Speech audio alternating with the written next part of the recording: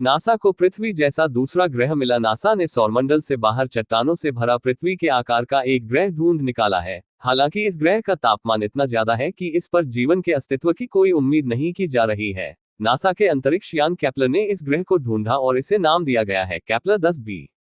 NASA की वैज्ञानिक Natalie बटाल्हा ने इस खोज के बारे जानकारी दी और कहा, निश्चित रूप से केपलर 10b जीवों के रहने लायक नहीं है। दिन में इस ग्रह का तापमान 1371 डिग्री सेल्सियस से भी ज्यादा होता है। इस तापमान पर लोहा भी पिघल जाएगा। पृथ्वी पर रहने वाले जीवों का इस ग्रह पर रहना मुमकिन नहीं है। कार्बन आधारित रसायन शास्त्र यहाँ काम नहीं आएगा। इतने अधिक तापमान पर आरएनए और डीएनए के अणु साबुत नहीं रह सकते। केपलर 10b 0.84 दिन में अपनी परिक्रमा पूरी कर लेता है और सूर्य से जितनी दूरी बुध ग्रह की है उसकी तुलना में यह अपने तारे से 24 गुना ज्यादा करीब है। केपलर प्रोग्राम से जुड़े नासा के वैज्ञानिक डगलस हगिंस के मुताबिक ग्रह पर जीवन न होने के बावजूद इसकी खोज एक बड़ी सफलता है। डगलस ने कहा, केपलर 10b का मिलना पृथ्वी जैसे दूसरे ग्रहों की खोज की दिशा में एक महत्वपूर्ण कदम है। हालांकि ये ग्रह जीवों के रहने लायक नहीं है, लेकिन इसके जरिए सामने आई जानकारियों से ये साबित हो जाता है कि हमारी खोज किस दिशा में जा रही है। इसके साथ ही आने वाले वक्त में कुछ और बड़ी कामयाबियों की उम्मीद भी बंधती है।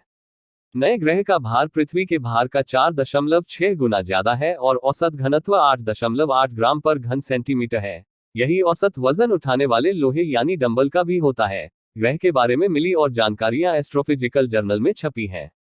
सेंट जो स्टेट यूनिवर्सिटी की प्रोफेसर और केपलर मिशन से जुड़ी नताली बटाल्हा ने यह भी बताया कि इसी तारामंडल में एक और बड़े ग्रह की मौजूदगी के सबूत मिले हैं, लेकिन इस बारे में अभी बहुत कम जानकारी है। उन्होंने बताया, ग्रह जैसी किसी चीज के गुजरने की एक घटना हर 45 दिन पर होती है और ये ग्रह पृथ्वी के व्यास से 2 गुना बड़ा है। नासा ने केपलर अभियान पृथ्वी जैसी दूसरे ग्रहों की खोज करने के लिए शुरू की है।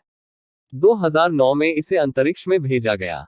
इस यान में अंतरिक्ष में भेजा गया अब तक का सबसे बड़ा कैमरा लगाया गया है, जो पृथ्वी पर 2012 के नवंबर तक सूचनाएं भेजता रहेगा। अंतरिक्ष दूरबीन पृथ्वी के आकार जितने छोटे ग्रहों की तलाश कर रहे हैं।